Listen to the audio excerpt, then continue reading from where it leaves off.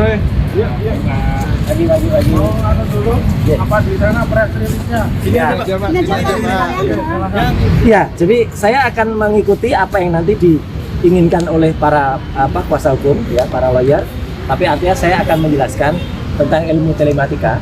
Kemudian apa yang sudah saya lakukan dengan sosok yang disebut itu ijazah palsu, tapi ya 99,9%, yang kemudian saya dan Dr. Rizwan Hasilan Senipar yang hari ini juga memberikan keahliannya, kesaksian keahliannya pada kesempatan. Jadi nanti kita akan lihat bagaimana penjelasan soal ELA, Error Level Analysis, penjelasan soal luminance and gradient, penjelasan soal misalnya histogram itu seperti apa, face comparison itu seperti apa. Kemudian juga nanti akan ada pertanyaan-pertanyaan dari para advokat ini yang detail ke saya. Dan nanti kita juga akan sampai tidak hanya soal ijazah, tapi juga saya akan menjelaskan soal yang pernah saya periksa sebagai primary evidence, bukti langsung, karena itu saya terima langsung dari UGM, dari Wakil Rektor 1 UGM, Prof. Pening Budasworo, dan juga saya terima dari Wakil Rektor 4, Dr. Ari Sujito, langsung ya, itu saya terima. Jadi bukan hanya seperti, oh itu hanya ambil dari medsos, enggak. Saya terima langsung, pegang langsung, potret langsung, analisis langsung. Dan itu nanti hasilnya ada bahwa itu adalah tetap 99,9% palsu. Saya kira itu ya, saja. Dan karena sama Pak Dr. Taufik nggak boleh membuka yang banyak, saya buka kaos saja hari ini. Jadi hari ini saya akan memberikan yang baru kalian untuk kesaksian. Insya Allah kita akan bersama-sama melawan kezaliman Raja Jawa. Tengkorak tok makanya Raja Jawa yang benar tuh adil, bukan zalim. Itu ya. Jadi kita nanti akan lihat. Oke? Karena nggak boleh buka semua, nanti bukanya di persidangan. Oke. Sisi Pak. Amin. Masuk sini nih.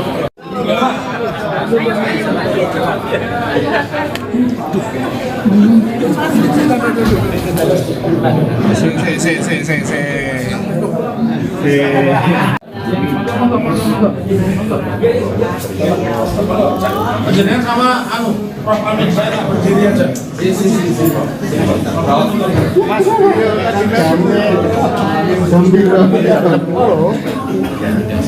Saya lanjutkan kembali ya, bahwa di dalam persidangan beliau berdua ini kan alumni UGM, ya, alumni. Silakan duduk kembali. Terima kasih majelis. Hari ini sesuai dengan yang kami sampaikan di awal persidangan, kami menghadirkan 2 ahli, satu Roy Suryo dan yang kedua adalah Rismond Sianipar. Roy Suryo ahli di bidang telematika, sementara Rismond Sianipar ahli di bidang digital forensik. Begitu Bapak Ketua Majelis yang kami hormati. Terima kasih. Pak Roy Suryo. Siap. Mungkin Pak Rismond, mohon maaf bisa istighfar belakangan begitu Bapak, karena hari ini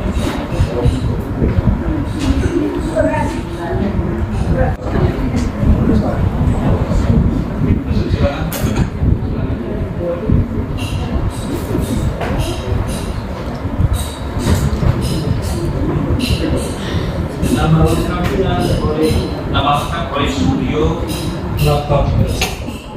KR kerjaan hotel BRI. Ya, dulu ya. Sebelum sumpah ya, ada yang disampaikan dari kuasa tergugat. Tadi kami sih satu. Terima kasih yang mulia terkait dengan kehadiran Saudara Roy Suryo, demikian juga Saudara Rismond Sianipar, mohon untuk ditanyakan terlebih dahulu mengenai status beliau ini berkenaan dengan laporan tergugat 1 Bapak Joko Widodo tertanggal 30 April 2025 di Polda Metro Jaya. Terima kasih yang mulia. Terkait apa laporannya maksudnya? Laporan adanya dugaan tindak pidana fitnah dan seterusnya. Ada laporan kepada saudara benar atau tidak? Silakan jawab. Benar yang mulia. Itu aja ya. Ini kan ahli Pak. Ya, Betul. kan ahlinya. Betul. Itu aja. Namun demikian perlu kami sampaikan yang mulia bahwa apa yang disampaikan ahli, keterangan yang bisa dijadikan sebagai pertimbangan majelis hakim kan yang objektif dan independen. Nah, jika kami perhatikan mengenai pokok yang disengketakan di dalam perkara AHU ini, para ahli yang hadir ini memiliki kepentingan. Untuk itu mohon majelis kiranya dipertimbangkan, atau dengan kata lain kami menyatakan keberatan yang mulia. Terima kasih. Ya, dibaca saja Pak. Pasal satu tidak boleh tanya. Itu ya. Nanti kan dia ahli Pak. Nanti disumpah dia tanggung jawab dia. Ya. Kalau dia keluar dari asal tanggung jawab dia. Ya dia. Ya. Terbuka sekaligus atau satu persatu? Satu jam Pak. Yang Roy Suryo dulu. Di luar sana Pak ya. Ya, di ruang Jangan terbuka. yang di tempat itu. Ya, Bang Rismon di ruang pengacara aja. Oh, di ruang advokat. Ya, nggak ada TV-nya di situ, nggak bisa nonton jadi ya. Oke. Ya. Kalau sudah sampai kirim surat, Mas. Jangan ya. Kita Ya. Siap. objektif saja ya. Ya, Siap. ya, Silakan nanti ahlinya yang menerangkan. ya. Saya beri kesempatan kepada Ya.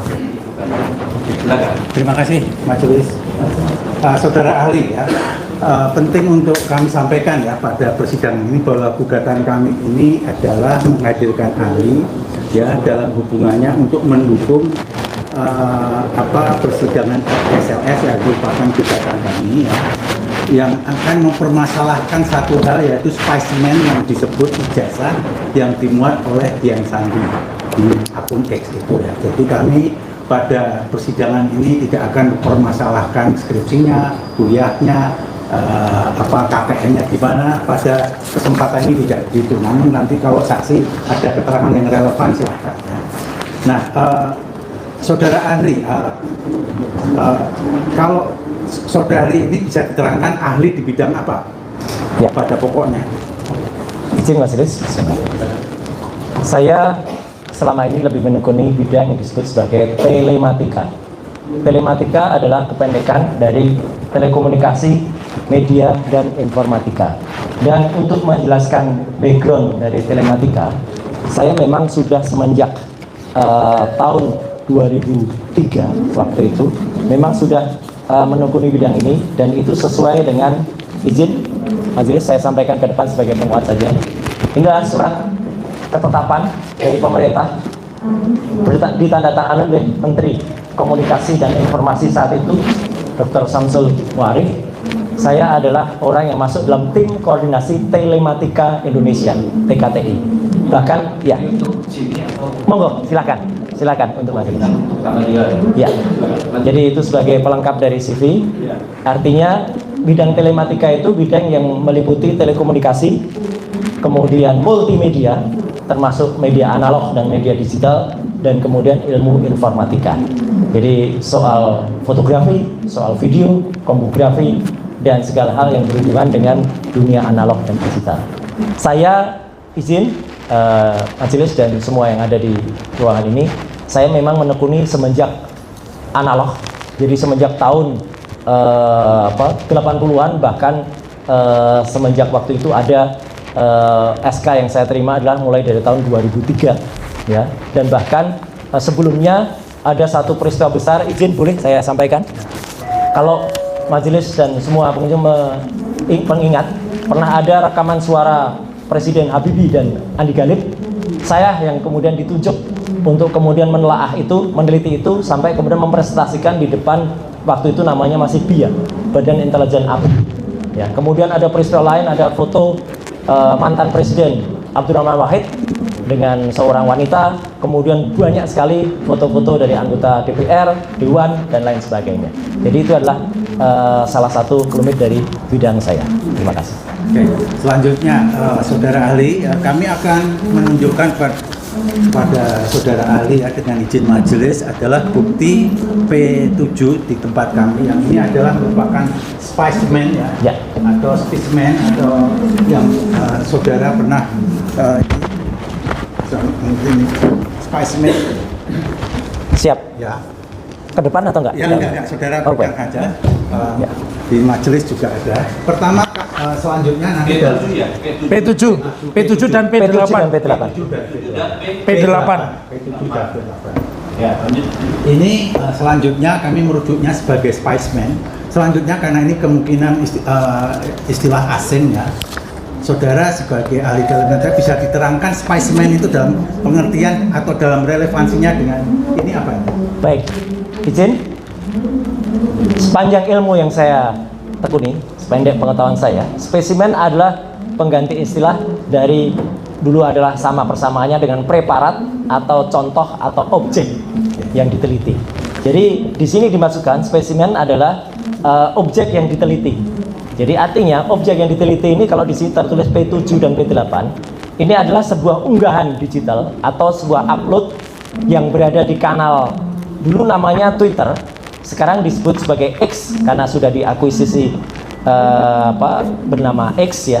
Dan kemudian ini diupload atau diunggah pada tanggal 1 April tahun 2025 pada jam 2:37 siang hari oleh seseorang yang ada namanya di sini bernama Dian Sandi Utama. Nama akunnya @diansandi kemudian U ya. Dan dia menuliskan di sini, saya baca, tidak ada yang saya tambahin, tidak ada yang saya kurangi. Buat yang ributin fotokopi ijazah Pak Jokowi yang saya upload pada UTAS, biar kalian tenang lebarannya, ini saya upload yang asli. Izin majelis, sebelum ini saya sudah meneliti apa yang diposting atau apa yang diunggah oleh Dian Sandi. Dia menulis UTAS. UTAS itu artinya penjelasan. Jadi dia menceritakan tentang fotokopi ijazah. Fotokopi sebuah ijazah yang diramaikan oleh masyarakat. Dan kemudian waktu itu dia cerita panjang lebar, dia mendapatkan dari sumber yang penting. Dia sebutkan, dia janji dia pada UTAS itu. Kemudian dia upload ini gambarnya. Tapi gambar yang dia upload ini sebenarnya kalau dari sisi telematika, dan kebetulan izin majelis, saya adalah termasuk dulu orang yang disebut dalam tim Kornis Telematika pembuat perancang perumus Undang-Undang ITE nomor 11 tahun 2008 yang kemudian direvisi menjadi Undang-Undang nomor 19 tahun 2016, terakhir menjadi Undang-Undang nomor 1 tahun 2024. Apa yang diposting oleh Dian Sandi ini sebenarnya adalah pelanggaran berat terhadap pasal 32 dan 35. Saya bukan ahli hukum, jadi saya hanya menyampaikan saja kenapa saya sebut pelanggaran. Karena apa yang dia lakukan itu adalah sudah membuat dapat diaksesnya. Dia membuat dapat ditransmisikan. Sebelumnya tidak ada fisik atau tidak ada gambar ijazah ini yang beredar di sosial media berupa gambar berwarna. Sebelumnya memang ada. 3 tahun sebelumnya, saya tidak tahu majelis apakah ini dipakai sebagai bukti atau tidak. Ada seorang dekan di Fakultas Kehutanan yang hanya menunjukkan fotokopi hitam putih. Tapi itu adalah hitam putih. Hitam putih dari sisi digital forensik dan dari sisi telematika tidak bisa diteliti atau sulit diteliti karena tidak mengandung unsur warna. Apa yang diupload oleh Dian Sandi ini sangat-sangat krusial, sangat-sangat vital, karena dari sinilah kemudian nanti kalau diizinkan saya akan mempresentasikan juga apa yang sudah saya analisis, meliputi ELA, Error Level Analysis, histogram, kemudian luminance and gradients, dan juga analisis-analisis yang lain. Karena sekali lagi, titik awal dari penelitian digital forensik adalah pada saat postingan Dian Sandi Utama tanggal 1 April 2025. Dan P8 ini adalah penjelasan atau file lengkap dari apa yang posting oleh Dian Sandi Utama. Jadi ini adalah filenya. Kalau P7 itu adalah screen capture istilahnya atau screenshot dari akun X milik Dian Sandi Utama. Begitu. Oke. Saudara ahli, tadi dalam penjelasan saudara menggunakan metode ELA gitu ya? Ya. untuk meneliti. Mungkin persidangan perlu mengetahui ya, ELA itu bagaimana metode ELA itu, dan juga saudara juga apakah betul saudara termasuk peneliti dalam buku yang disebut Jokowi White Paper? Baik. Oke. Dijelaskan juga saudara juga menggunakan metode face comparison. Ya. Tolong secara sederhana saja singkat mengenai metode ini yang diterapkan untuk menguji kepalsuan atau keaslian suatu spesimen. Izin, boleh saya presentasi? Boleh. Ya. Izin yang mulia. Sudah ada ya? Yang mulia? Sudah Oh, ada di sini, sudah ada. Ya. Silakan kalau boleh, saya tinggal memberikan supaya cepat saja, Ya. karena tidak mungkin panjang lebar, Versi cetaknya itu. panjang kuliah. Jadi silahkan file saya mungkin bisa dibuka. Nah ini, jadi judulnya analisis ijazah, itu hard copy-nya yang mulia. Versi cetaknya ini. Sekaligus penegasan pasal 32 dan 35. Ini saya buat khusus untuk sesuai judul di bawah. Sidang Citizen Lawsuit Solo 18 Februari 2026. Itu nama saya di situ. Nomor handphone saya terbuka. Silahkan diakses ya gitu, dan itu adalah nama lengkap saya, Dr. KRMT Roy Suryo, Magister Kesehatan Masyarakat. Lanjut, next. Izin, terus gak apa-apa. Nah, jadi saya meneliti ini awalnya adalah sudah lama. Semenjak tahun 2013, ketika pada hari Jumat tanggal 28 Juni di sebuah kampus Universitas Islam Indonesia di Jogja, ada sebuah statement yang sangat menarik. Karena yang bersangkutan, kali ini yang bernama Joko Widodo, mengaku memiliki IP, indeks prestasi, kurang dari 2. Dan ini termuat secara resmi di media massa mainstream, yang saya sebut salah satunya adalah Tempo. Jadi dia mengaku IP di bawah 2. Dan ini akan membuat pertanyaan besar bagi masyarakat. Jadi izin majelis, seorang peneliti itu akan tergerak curiosity-nya atau ketertarikannya ketika melihat ada yang janggal. Melihat IP di bawah 2 dan melihat lulusnya katanya kurang 5 tahun, maka sebenarnya ini hal yang tidak mungkin. Karena seorang mahasiswa IP di bawah 2 itu maksimal hanya mengambil SKS maksimal 18 atau bahkan 15, dan dengan fakultas kehutanan yang total jumlah SKS-nya 160 tidak akan cukup 5 tahun. Jadi ini pasti kalau orang yang pernah belajar akan berpikir ada sebuah yang tidak benar atau sebuah kebohongan di sini. Lanjut, next. Dan ini akan diteruskan oleh saya sedikit, ini saya bukan ahlinya, tapi saya menyampaikan saja ketika pasal 32 dan 35 yang ikut saya susun dalam Undang-Undang Informasi dan Transaksi Elektronik itu berbunyi 32, 35 adalah seperti tersebut di atas. Ini menunjukkan kalau orang yang mengunggah secara elektronik pertama kali membuat dapat diaksesnya itu adalah bisa dikenakan pasal 32 dan pasal 35 kalau dia mengatakan itu asli atau seolah-olah asli. Postingan yang ada pada P7 sangat-sangat masuk kriteria ini seharusnya. Lanjut, next. Nah, penampakan pertama, ini yang tadi sudah saya sebut, majelis. Dr. Sigit Sunarta pada tanggal 24 Oktober tahun 2022 pernah menunjukkan sebuah fotokopi ijazah, dan ini ada di website atau ada di YouTube-nya Kompas ya, karena dia diwawancarai oleh seorang wartawan Kompas dari Jogja, Januarius Fabialo atau siapa namanya ya, dan waktu itu dia menunjukkan sebuah fotokopi ijazah hitam putih dan terlipat. Kami sebagai peneliti tidak boleh meneliti sampel ini karena sampel ini hanya bersifat monokrom, artinya 2 warna, jadi tidak muncul unsur warnanya sehingga tidak muncul intensitas atau tone warnanya. Lanjut, next. Kemudian ketika postingan Dian Sandi, nah ini nanti yang saya terangkan yang mulia, saya tidak terlalu panjang. Tweet dari Dian Sandi Utama, kader PSI di X pada 1 April inilah yang sebenarnya harusnya masuk pada pasal 30. Karena ijazah yang seharusnya lurus, seharusnya pemilik ijazah marah karena ijazah dia bagus, lurus, dibuat miring. Saya tidak perlu meneruskan semiring apanya ya, gitu. Tapi artinya ketika ijazahnya miring ya, ini seharusnya masuk dalam pasal 32 dan 35 Undang-Undang ITE. Lanjut. Penampakan berikutnya adalah kemudian ketika ada salah seorang pendukung dari yang bersangkutan berusaha meluruskan ijazah ini, padahal dia hanya menggunakan milik Dian Sandi. Jadi apa yang beredar selama ini adalah ijazah yang palsu Karena yang diedarkan itulah makanya saya menyebutkan 99,9% palsu. Karena itu ijazah yang miring dari Dian Sandi dikoreksi dan kemudian ditampilkan di salah sebuah TV nasional waktu itu, saya sebut saja, yaitu adalah iNews pada tanggal 19 dan 25 November oleh seseorang bernama Andi Aswan dan Joshua Sinambela. Mohon diingat kedua nama ini, karena kedua nama ini, terutama nama yang terakhir itu pun sama statusnya ketika dia disebut sebagai ahli juga. Jadi Joshua orang yang melakukan tindak kebohongan tapi juga diambil selaku ahli juga. Lanjut, next. Nah, logo UGM dengan miring tadi majelis menjadi rusak.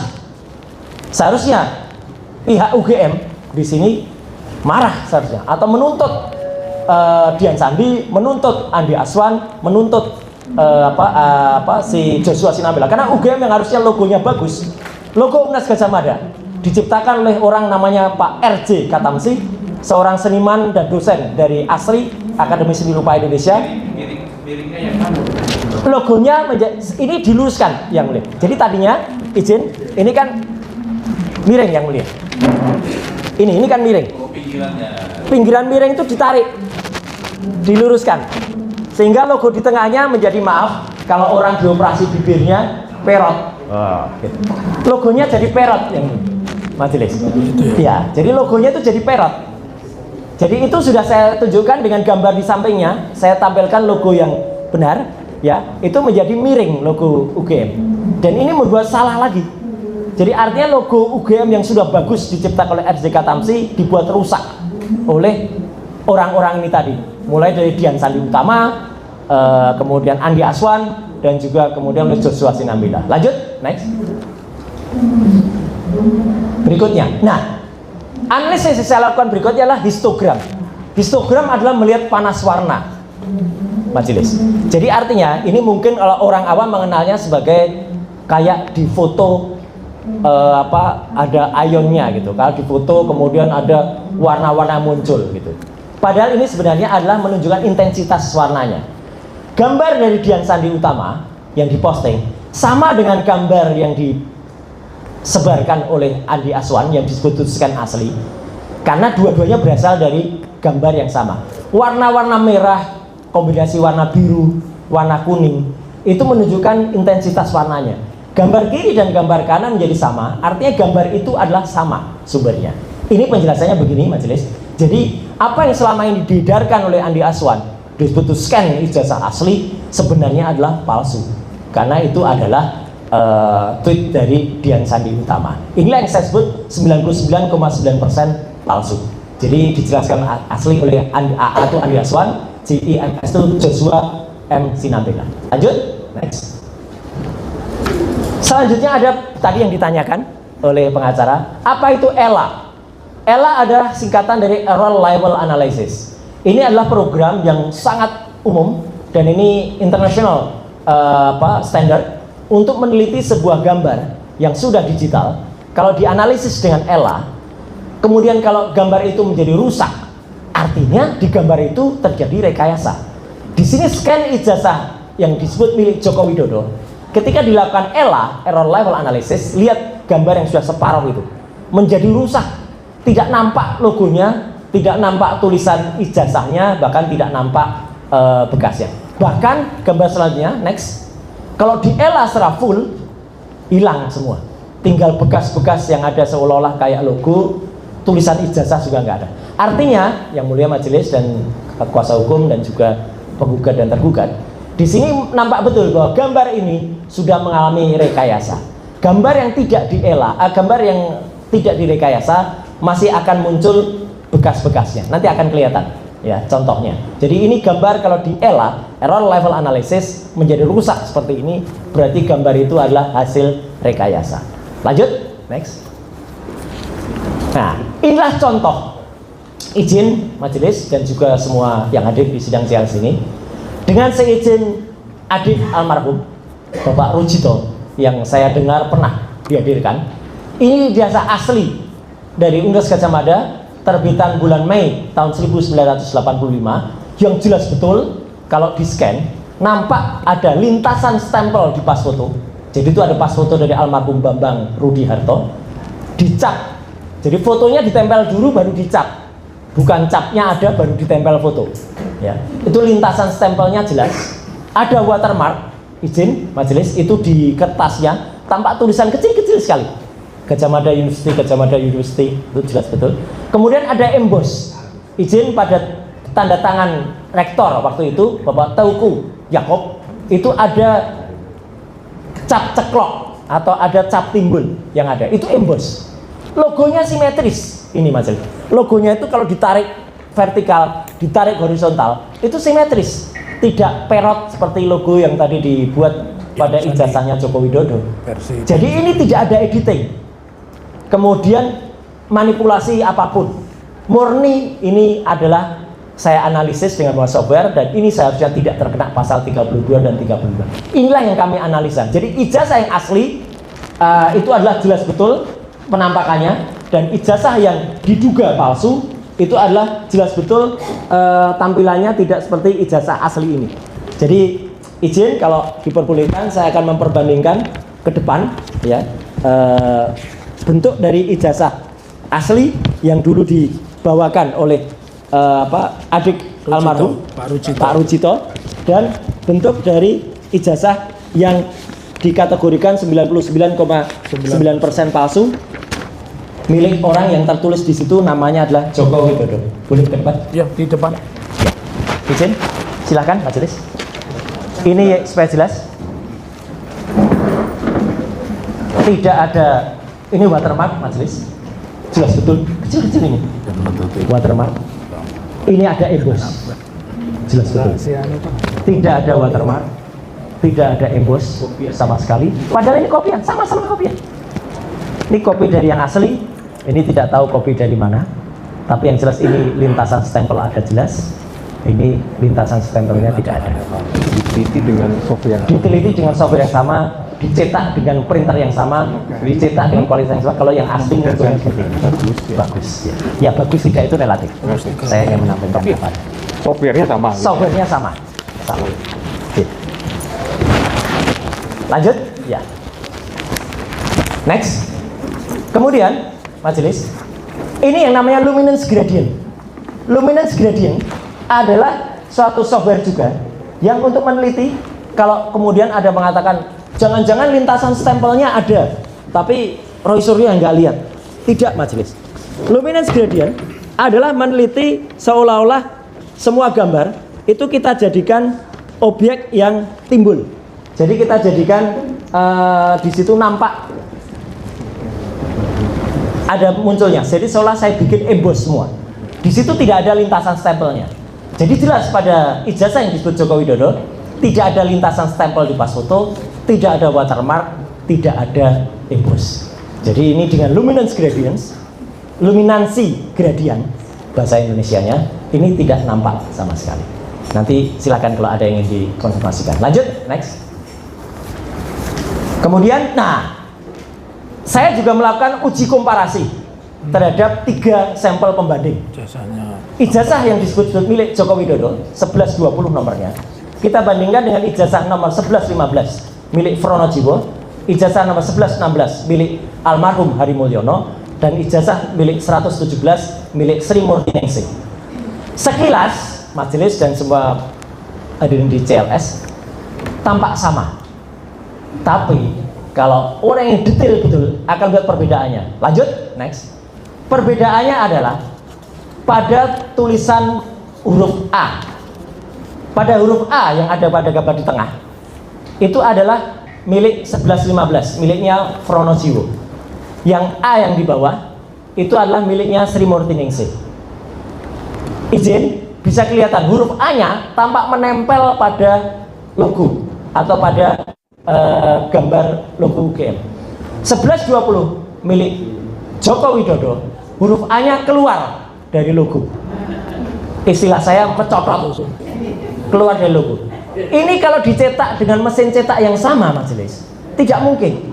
Ijazah 1120 tertulis di situ Joko Widodo, jelas betul dicetak dengan mesin yang lain. Artinya berbeda. Tidak mungkin kita beri harian, misalnya Solo Pos atau Suara Merdeka, atau kedaulatan rakyat di hari yang sama, tulisannya kedaulatan rakyat dengan tanggalnya beda, meleset. Ini terjadi pada ijazah 1120. Jadi dengan 3 sampel pembanding, ijazah 1115 sama, 1116 sama, 1117 itu identik. 1120 huruf A-nya mencolok atau tidak identik. Saya bahkan berani membuktikan ini, majelis, menunjukkan ijazah pembandingnya, sementara Mabes Polri tidak berani menunjukkan ijazah pembandingnya. Ya, kami berani menunjukkan untuk membuktikan keobjektifitasannya. Lanjut, next. Izin majelis, saya ingin sedikit, meskipun tadi tidak ditanyakan, tapi ini penting sekali karena hadir juga perwakilan dari tergugat di sini yang nanti akan saya sebut namanya. Ya, jadi pada tanggal 15 April saya dan ahli Resmon Hasiolan Sinepar dibantu satu lagi Dr. Tifa datang ke Universitas Gadjah Mada atas undangan dari tim pembela ulama dan aktivis TPUA, dan kami diterima secara resmi di ruang 109 Fakultas Kehutanan UGM, dan kami ditunjukkan bukti primer, primary evidence yang disebut sebagai skripsi. Jadi skripsi ini adalah bukti primer yang saya terima langsung waktu itu di ruang 109, dan saat itu yang menyerahkan adalah ada perwakilannya di sini, yaitu tergugat 3 atau tergugat 4 ya, Prof. Pening Udasworo ya. Jadi beliaulah yang menyerahkan ini kepada saya dan Dr. Rismon waktu itu adalah skripsi. Jadi skripsi ini bukan hanya kami potret, kami ambil dari medsos, bukan sama sekali. Skripsi ini saya pegang, majelis. Saya pegang, saya periksa, saya teliti, bahkan saya foto dengan kamera profesional. Inilah hasil kamera profesional. Beda dengan kamera handphone. Hasil kamera profesional itu sekaligus mengidentifikasi warna kertas. Majelis bisa lihat nantinya ya di situ bahwa fotonya sangat detail. Dan inilah primary evidence. Akan tampak nyata pada berikutnya, slide berikutnya. Ini krusial sekali. Jadi ada 2 lembar yang saya bandingkan. Lanjut, next. Nah, di sini nampak betul. Kertas di sebelah kiri putih bersih. Ada sedikit kotornya karena mungkin sudah berusia lebih dari 10 tahun. Kertas sebelah kanan itu berupa kertas yang sudah kusam karena usianya sekitar 40 tahun. Dan yang menarik, kertas sebelah kanan ini dan sebelah kiri itu termuat pada buku skripsi yang sama. Agak tidak logis pada sebuah buku yang sama dan jilidan yang sama, kertasnya berbeda. Kertas yang berbeda yang sebelah kanan yang sudah kusam diketik pakai mesin ketik manual. Dan itu tertulis di situ adalah nomor 1, Bapak Dr. Insinyur Ahmad Suemitro selaku dosen pembimbing. Sebelah kiri yang sudah dicetak dengan mesin printer baru inkjet yang belum ada di tahun 85. Ditulis Profesor Dr. Insinyur Ahmad Suemitro. Untuk pengetahuan kita semuanya, majelis mohon izin, kalau ini diketik pada tahun 85 sebagaimana dituliskan oleh putri almarhum beliau, Profesor Dr. Insinyur Ahmad Suemitro, yang bernama Aida Grimberry atau Aida Astuti Putri, Profesor Dr. Insinyur Ahmad Suemitro baru dikukuhkan menjadi guru besar Universitas Gadjah Mada pada tanggal 22 Maret 1986. Apa jadinya di lembar tahun 85 ditulis sebagai profesor? Tidak mungkin. Ini berarti salah satu dari kedua lembar ini adalah palsu. Jadi artinya pada satu jilidan yang sama, yang satu ditulis doktor itu yang betul ketikan dan itu kertasnya memang kertas asli, yang satu kertas baru sudah ditulis profesor. Dan di situ tidak ada nama yang sangat penting sekali yang pernah disebut, yaitu namanya Pak Insinyur Kasmujo. Pak Insinyur Kasmujo adalah yang dihapus sebagai dosen pembimbing skripsi atau diralat menjadi dosen pembimbing akademik. Mau dosen pembimbing skripsi, mau dosen bahkan mau dosen pembimbing biasa. Kalau seorang mahasiswa berbakti kepada dosennya dan dia tidak mengkhianati dosennya, pasti ditulis sebagai ucapan terima kasih Pak Kasmujo. Tidak ada nama Pak Kasmujo. Dan yang paling menarik, majelis, halaman berikutnya harusnya adalah halaman pengujian. Di skripsi ini tidak ada halaman pengujian. Jadi mohon izin, bukan saya tidak memotret, memang tidak ada halaman pengujian skripsinya. Sebuah skripsi tanpa halaman pengujian artinya skripsi itu tidak pernah diuji. Lanjut, kesimpulan. Next. Nah, causa prima, justru statement Jokowi sendiri pada hari Jumat 28 Juni 2013, yaitu IP di bawah 2. Postingan 2 Dian Sandi pada tanggal 1 April, itu statement kebohongan dari Andi Aswan dan Joshua Sinambela pada TV nasional pada 19 dan 25 November. Itu justru yang melanggar pasal 32 dan 35. Semua analisis, ELA, error level analysis, histogram, luminance and gradients, dalam melakukan editing atau manipulasi tidak melanggar, karena itu tidak melakukan pengubahan apapun.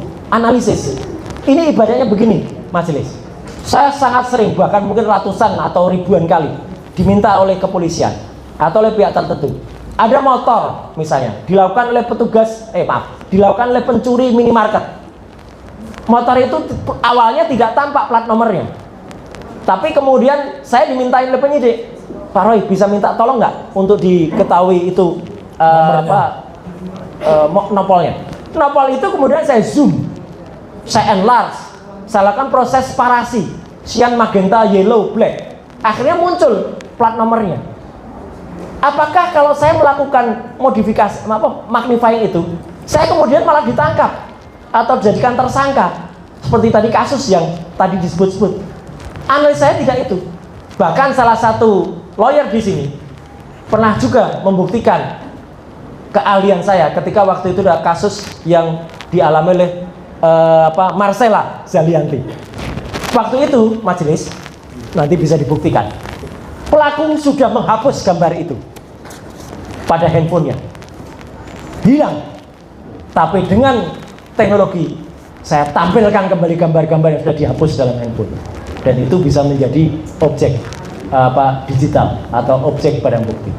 Lanjut, nomor 4, ijazah asli Fakultas Kehutanan memiliki watermark, emboss dan lain sebagainya.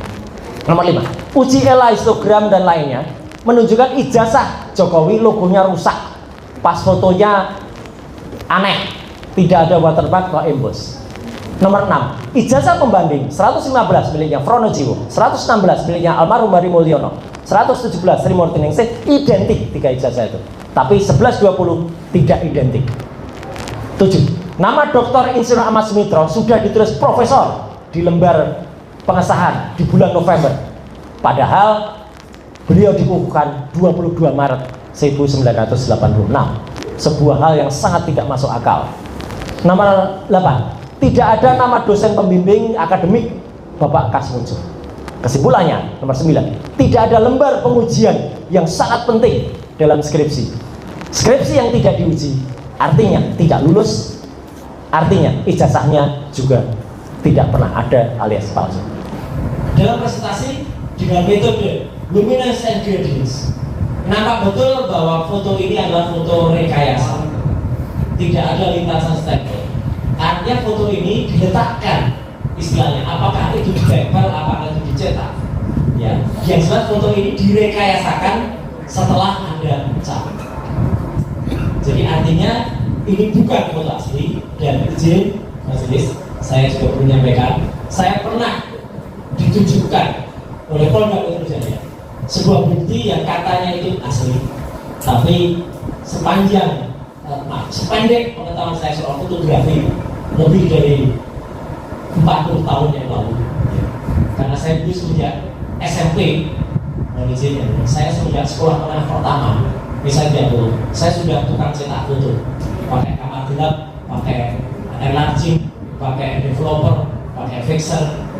Kita bisa melihat kualitas foto, apakah itu foto asli yang dicetak dengan menggunakan teknologi di tahun ini, kan teknologi tahun 85, tapi kualitasnya kualitas tahun 2000, sangat detail, sangat kontras. Tidak pernah ada foto tahun 85 dengan kontrasan itu. Dan yang lebih lucu lagi, pernah suatu saat saya ditunjukkan sebuah bukti yang lain oleh orang yang sama yang tadi disebut Andi Aswan di sebuah acara televisi. Ini fakta, serius saya sampaikan. tiba-tiba fotonya menguning. Itu ada di CNN, siaran langsung di CNN. Ketika aku ditanyakan oleh presenternya, Mbak Elvira Karunisa, Mas, ini kok fotonya kuning? Ini petunjuk Allah. Orang yang bersangkutan menjawab, iya, ini terlalu lama dipendam. Dipendam itu artinya ditanam dalam tanah, majelis. Memang untuk membuat foto seolah-olah kuno itu ya memang ditanam dalam tanah. Jadi dia sudah melakukan rekayasa itu. Dan memang kita tahu caranya begitu. Dan itu tampak foto yang lain masih putih-putih, dia menguning karena aslinya kontras sekali. Jadi segala cara kalau mau dilakukan pasti ketahuan. Dan dengan saudara tadi, luminan dan gradient sudah sangat bisa membuktikan bahwa itu adalah rekayasa. Terima kasih. Sekarang pada foto itu kan ada tepi ya? Ya. Ada berapa tepi? 4 ya? Ada Pak.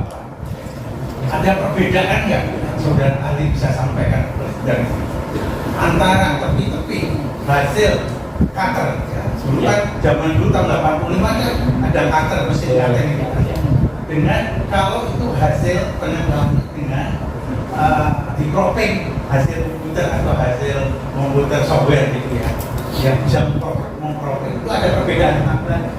Iya, kalau kemudian hasil yang dulu manual misalnya atau analog biasanya justru tidak rapi sekali. Kalau ini dengan digital memang sempurna. Hasil ini izin Mas, terlalu sempurna untuk sebuah foto dengan usia lebih dari 40 tahun itu. Itu. Kemudian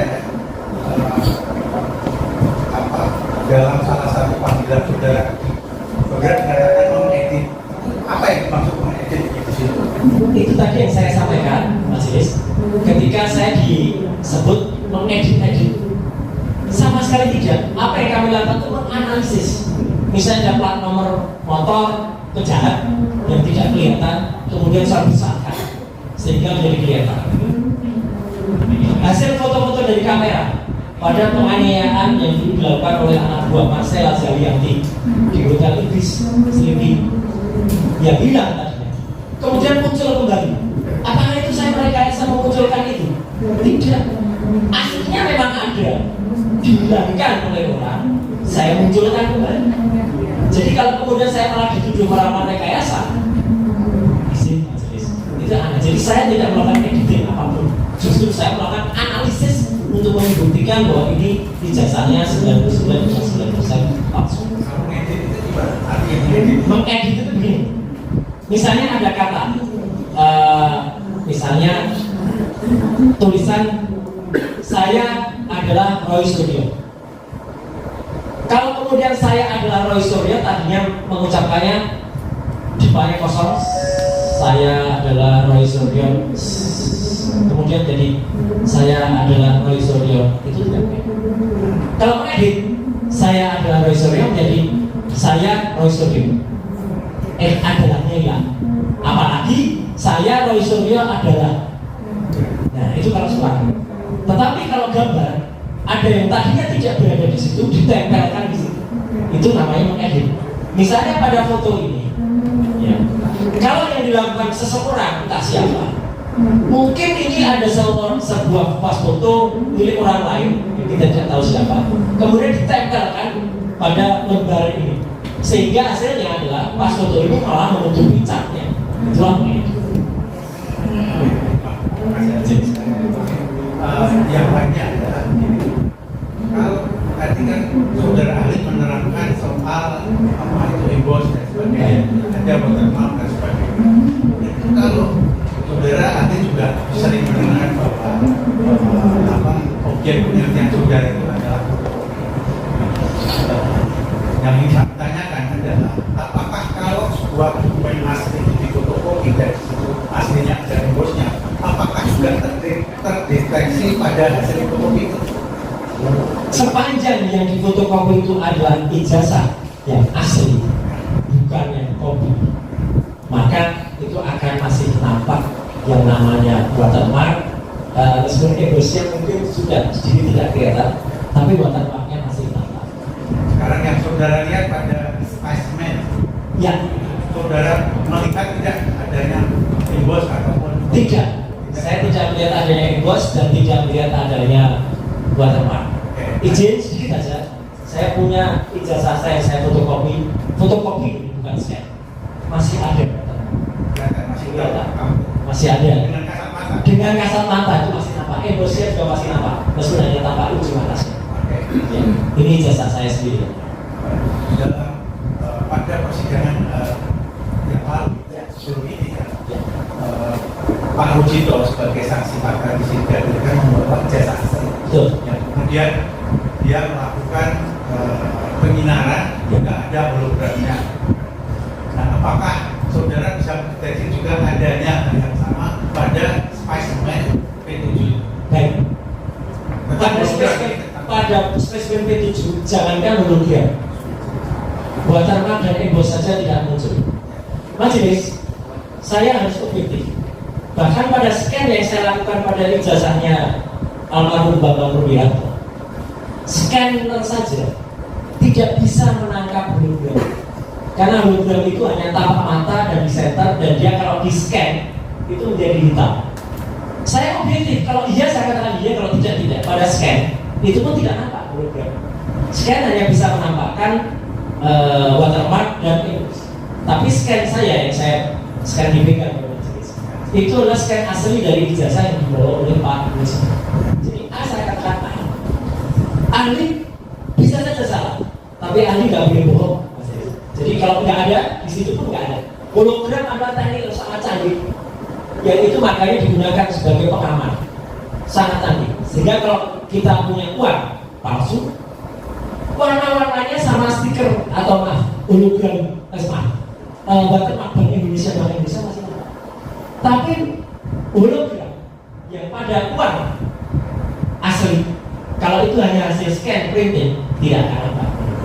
Jadi itu hologram saja. Berarti ahli kan sudah, apalagi di sini tidak ada. Berarti saudara sudah menerangkan mengenai lintasan stempel tadi. Betul. Ini lebih mendalam mengenai kontinuitas garis stempel. Ya. Bagaimana kelihatan saudara ahli? Jelas, dengan kasat mata saja sudah jelas ini terputus.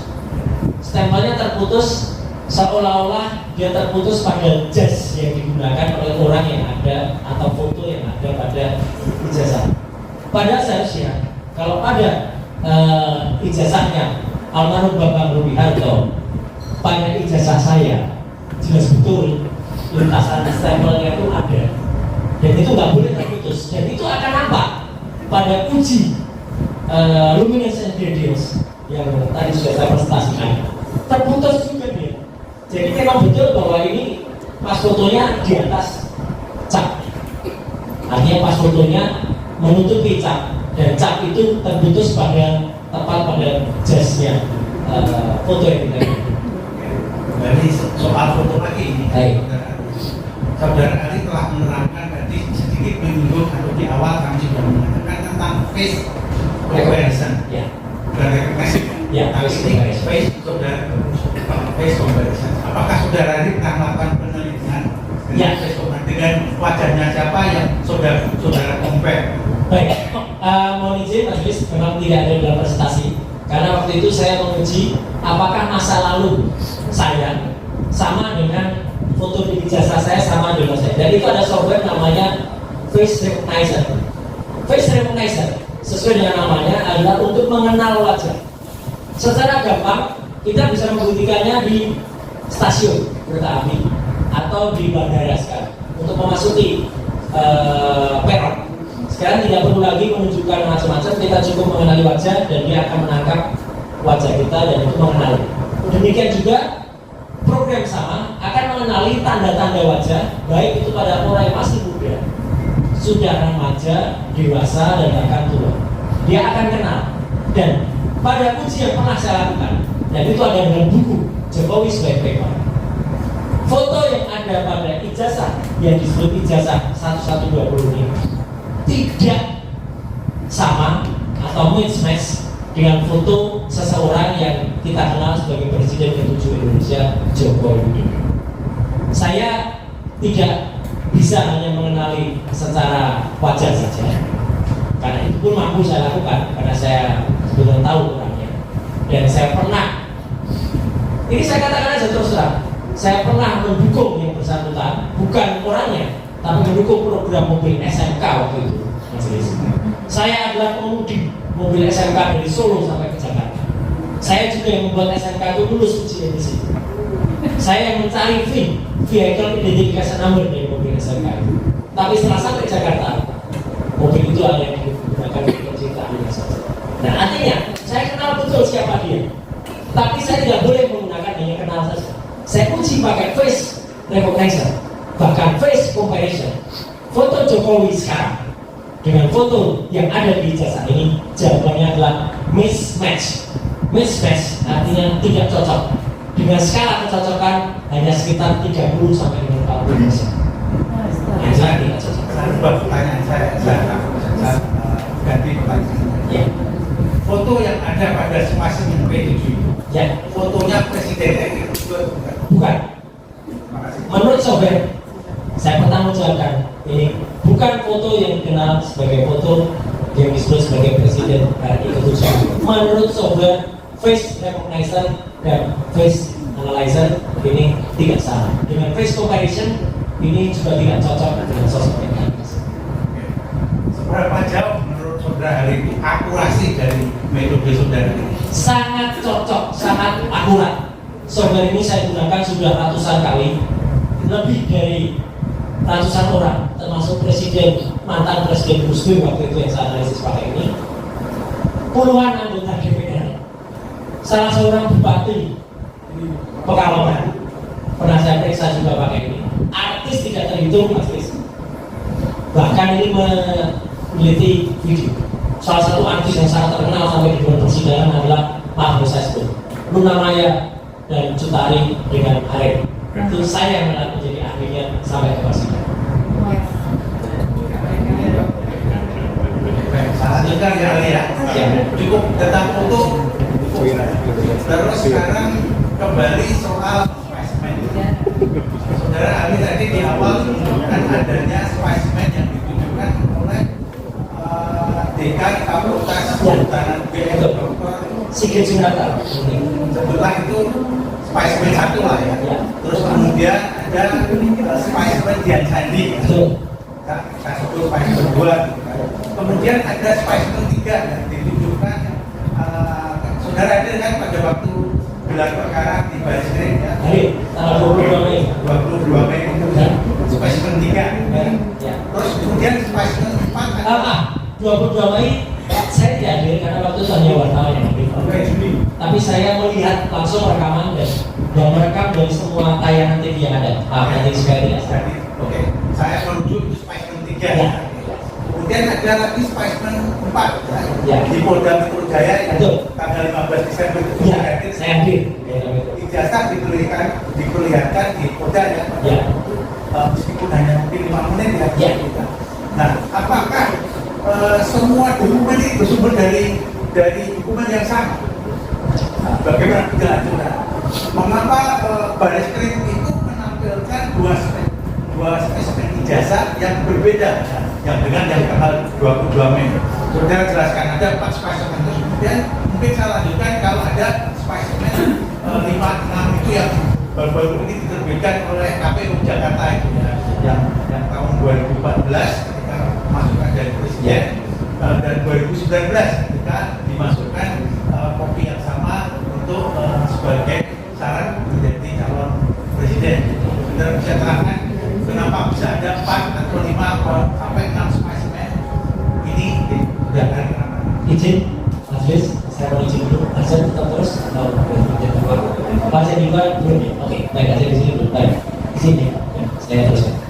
Jadi, saya harus menjawab bahwa dari tadi apa yang dikatakan spesimen 1, 2, 3, 4 saya bisa memiliki kesimpulan atau memiliki hipotesis yang menjadi kesimpulan sebelumnya adalah bahwa ada beberapa contoh atau ada beberapa beda dari yang disebut itu ijazah dalam tanda kutip yang pernah ditampilkan oleh Dekan Fakultas Kehutanan UGM Sigit Sunarta sampai kepada yang sudah ditujukan oleh Polda Metro.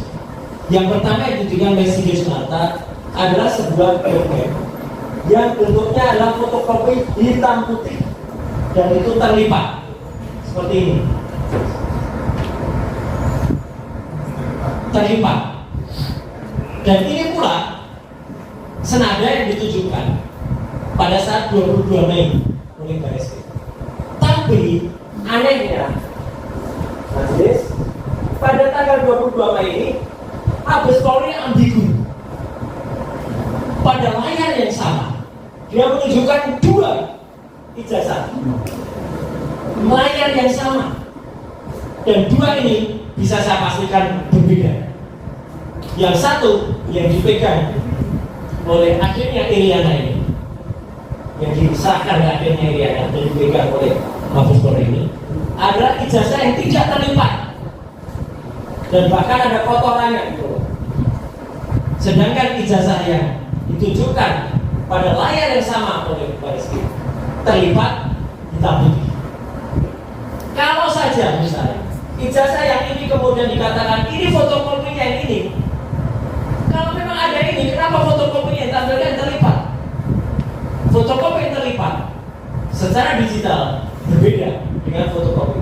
Belum lagi dengan yang sudah diperoleh oleh Dr. Bonatua Silalari, seorang peneliti kebijakan publik bersama dengan peneliti yang lain yang namanya Dr. Leoni Didier dari grup Bon Jovi, bukan ijazah, menunjukkan ada spesimen lain lagi pada KPU tahun 2014, 2019, 2012. Izin Majelis, kalau kita perhatikan ijazah ini saja, ini pun sudah tampak perbedaannya. Ijazah yang ada pada sama-sama keluaran dari KPU, pada ijazah di tangan kanan saya, artinya kiri dari kita semua, nampak proporsional lebar ijazah. Ijazah bentuknya A3, kalau dikecilkan jadi A4, tingginya mengecil, lebarnya mengecil. Sedangkan sama-sama dari KPU saja yang sebelah kanan kita, tingginya mengecil, lebarnya jauh lebih mengecil lagi, menjadi seolah-olah bujur sangkar. Ini ijazah apa-apaan seperti ini. Karena ijazah nggak boleh, kalau formatnya sama dikecilkan biasa. Artinya, jawaban saya untuk pertanyaan para penggugat, saya menengarai ada banyak sumber gambaran yang kemudian digunakan untuk disebut ijazah.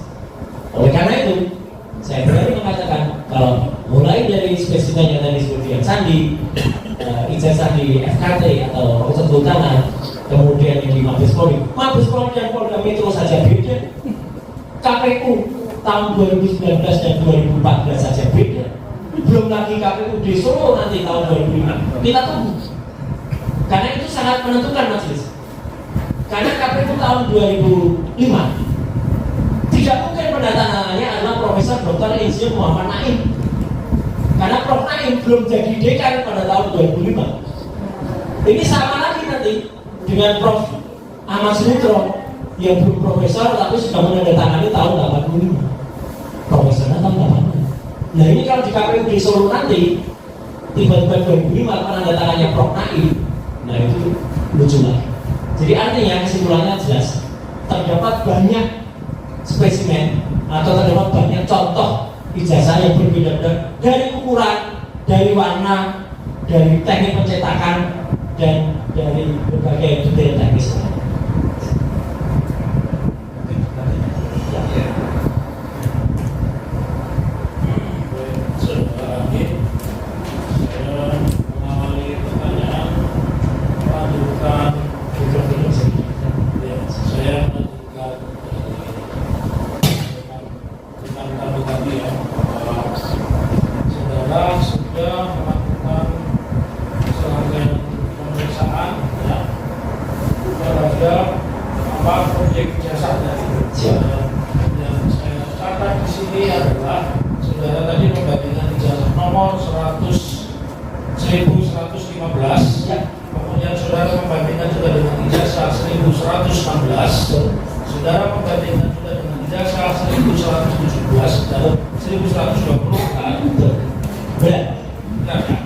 Saya lanjutkan.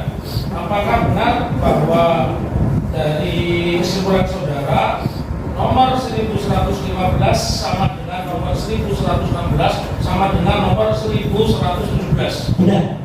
1116 milik Pronojiwo, Ya. 1116 milik almarhum Hari Mulyono, 1117 milik Sri Murti Ningsih, identik. Tiga-tiganya sama persis dicetak.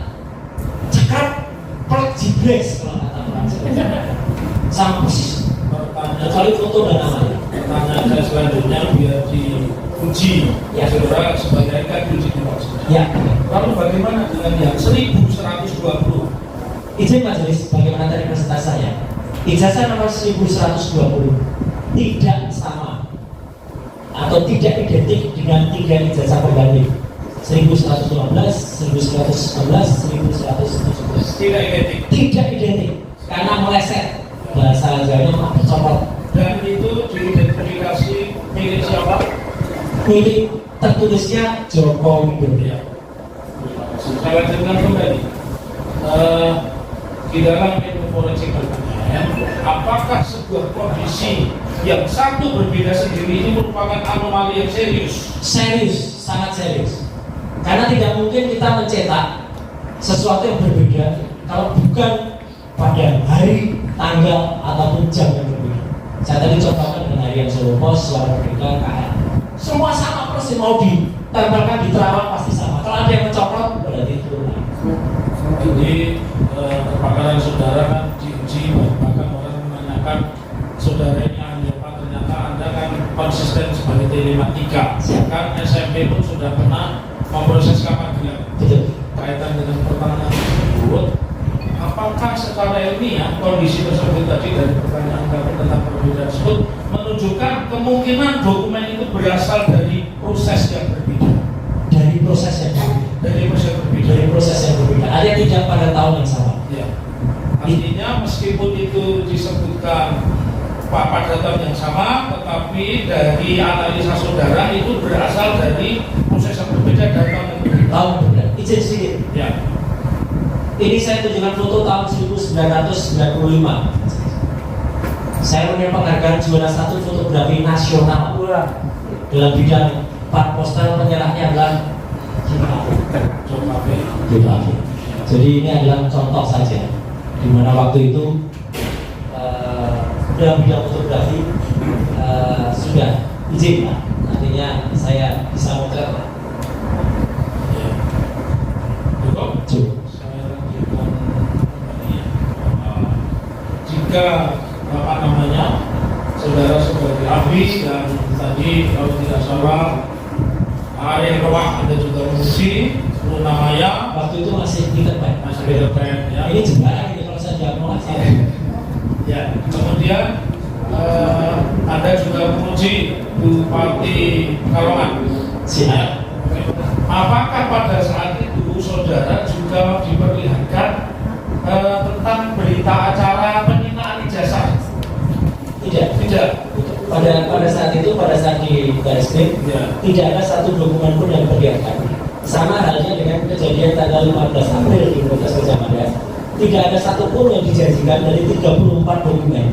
Baru terakhir skripsi itu pun izin, majelis saya juga sampaikan, tidak diambilkan. Bahkan GM waktu itu menyatakan diri kami adalah juara 2 nasional keterbukaan informasi publik. Saya bilang kepada Prof. Onik waktu itu, Prof ini tahu nggak siapa perancang undang-undang keterbukaan informasi publik? Siapa mas? Yang ada di depan Prof. Onik ini. Saya termasuk perancangnya. Jadi itu harus dihadirkan, karena itu termasuk hukum publik dan itu terbukti. Akhirnya KIP, Komisi Permusuhan sekarang mau menyuruh semua. KPU menunjukkan itu bukti bahwa dokumen itu adalah dokumen publik. Jadi waktu itu saya ulangi, tidak ada dokumen apapun yang diperlihatkan di Barreskrim. Di UGM skripsi itu pun setelah kita kejar dengan sangat lama, 1 jam pada saat dimulainya. Baik, pertanyaan saya lanjutkan kembali. Tadi saudara mengatakan berdasarkan CV dan Ya. rekam jejak saudara sudah ratusan kali menganalisa hukum ya.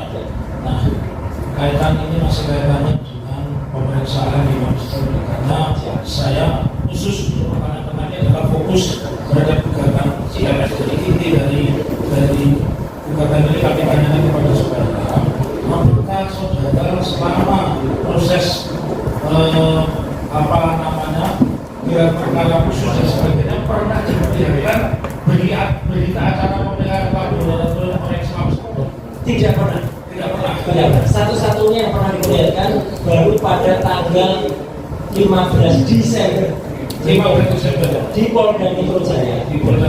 Itu pun yang disebut-sebut ijazah asli, tapi saya masih tak meragukan karena itu print endorse-nya dan watermark-nya printing. Ya. Kemudian ada berita acara penyitaan yang ditulis tanggal 23 Juli tahun 2020. Pertanyaan selanjutnya itu ditunggu oleh bangsa Indonesia. Saudara kan beberapa kali hadir di Polda maupun Mabes Polri, dan saudara mendengar atau pernah membaca bahwa telah dilakukan penyitaan sekitar 700 dokumen. Saya pernah mendengar ada sekitar 709 dokumen. Tapi yang mendengar Pertanyaan saya selanjutnya, tadi kan saudara mengatakan 709 dokumen. Apakah di antara 709 itu satu pernah diperlihatkan kepada saudara? belum ada satupun yang pernah diperlihatkan. Belum pernah diperlihatkan kepada saudara. Saudara kan ahli ya, artinya duduk di kursi di depan hakim, di depan tergugat, depan jaksa, depan siapapun itu pernah. Ya, saya ingin tanya kaitannya dengan 709 alat bukti itu, menurut pendapat saudara sebagai ahli, bagaimana yang sebenarnya menguji bukti forensik dalam kapasitas kalian saudara itu? Apakah cukup cerita 709 ini benar ataukah harus dibawa ke persidangan menurut ahli? Sangat tidak cukup kalau hanya dinarasikan. Terus Harus dibawa ke persidangan dan bahkan sebelumnya diuji. Seperti yang saya melakukan pada ijazah nomor 115 Pronojiwo, 116 almarhum Hari Mulyono, 117 Trimurti Ningsih. Jadi diuji dulu masing-masing autentifikasinya. Saya tidak perlu kemudian pertanyaan langsung karena itu masing-masing Pronojiwo itu mengupload sendiri. Orang yang mengupload sendiri ijazahnya sendiri, masa kita bantah? Ya, itu kan asli dia. Trimurti Ningsih demikian. Almarhum Hari Mulyono, fotokopi ijazahnya ditujukan oleh Pak Sigit Sunarta bersamaan dengan dia menunjukkan fotokopi ijazahnya yang disebut Joko Widodo. Jadi artinya tiga itu sudah diuji dulu autentifikasinya, baru kemudian diuji identifikasinya, baru kemudian diuji komparasinya. Harusnya 700 sekian dokumen itu diuji masing-masing autentifikasinya, benar tidak, itu otentik tidak. Bukti-bukti yang ada di KPU pun izin majelis dan juga tidak pernah juga karena harusnya mereka diuji di ANRI, Archive Nasional Republik Indonesia. Menurut persidangan yang saya ikuti di KIP dan saya pernah menjadi ahli juga di KIP, mereka tidak pernah melakukan itu. Jadi mereka itu hanya melakukan yang namanya verifikasi. Verifikasi harusnya ijazah aslinya dibawa dibandingkan. Itu pun tidak pernah dilakukan. Jadi yang melihat ada fotokopi, ada capnya, juga. Inilah yang kemudian menjadi pertanyaan. Jadi pertanyaan penggugat berikut adalah harusnya 709 bukti itu dihadirkan di persidangan dan bisa diperiksa bersama-sama atau diperiksa oleh laboratorium forensik. Bahkan kalau kami menuntut laboratorium forensiknya juga harus laboratorium forensik yang independen supaya itu dipercaya seperti yang terjadi pada negara-negara modern lainnya. Laboratorium forensik tidak dibawa ke Indonesia. Laboratorium forensik harusnya dibawa institusi sendiri, minimal dia dibawa Badan Riset dan Inovasi Nasional atau BIN. Dari pengalaman ahli saudara diperiksa di dalam pengadilan, jika demikian, apakah pernyataan asli yang diucapkan oleh kepolisian, entah kepolisian manapun itu sifatnya klaim sepihak? Saya tidak boleh mengatakan klaim sepihak atau tidak, tetapi itu tidak lawful, artinya tidak berdasarkan hukum. Harus ada buktinya, namanya barang bukti atau namanya gelar perkara. Kok tidak ada yang digelar? Gelar perkara hanya gelar pelosok saja. Tidak ada barang bukti yang digelar. Saya lanjutkan pertanyaan saudara, ada mengatakan bahwa ketika saya menanyakan klaim sepihak, saudara menjawabnya harusnya dibuka di depan persidangan.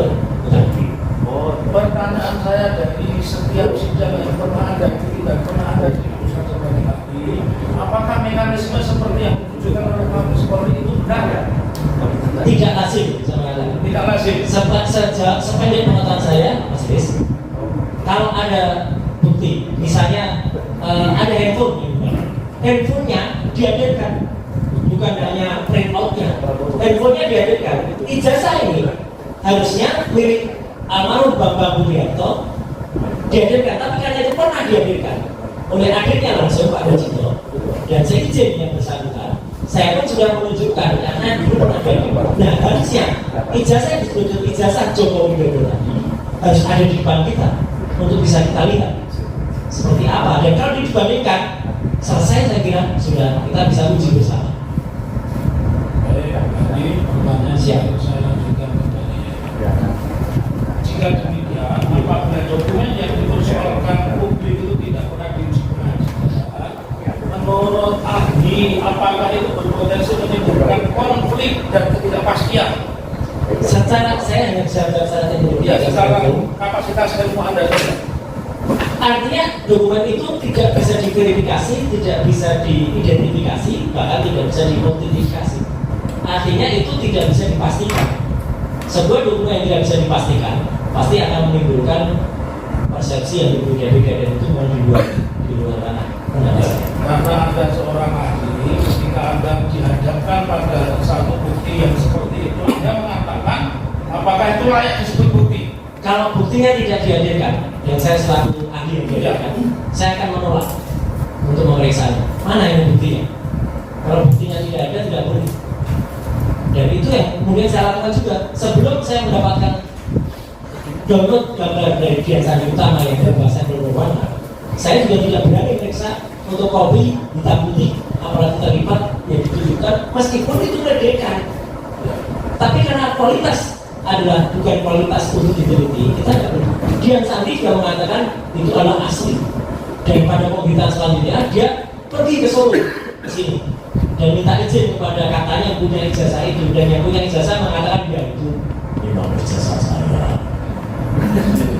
Ahli, ini untuk membuka keahlian saudara dan rasa penasaran, apakah saudara pernah di dalam sidang ini diminta untuk menguji ini sebuah bukti ini asli dan tidak asli? Apakah saudara pernah melakukan itu? Kasus ini? Kasus yang lain? Oh, kasus yang lain selalu. Ya. Selalu ada buktinya, bahkan selalu ada digital evidence, karena undang-undang ITE di pasal 5 ayat 1, bukti digital itu bukan hanya print out. Bukti digital itu adalah dari file asli digital yang ada, dan kemudian itu ada hash-nya. Hash itu adalah identifikasi dari file digital yang ada. Jadi kapasitas Anda diminta untuk menguji, berarti barang yang diuji yang asli atau tidak asli dihadapkan di depan saudara. Dihadapkan sehingga kita bisa menguji yang asli dibandingkan yang tidak asli. Hasilnya adalah satu asli, satu tidak asli, atau tidak asli juga. Kenapa saya tanya itu?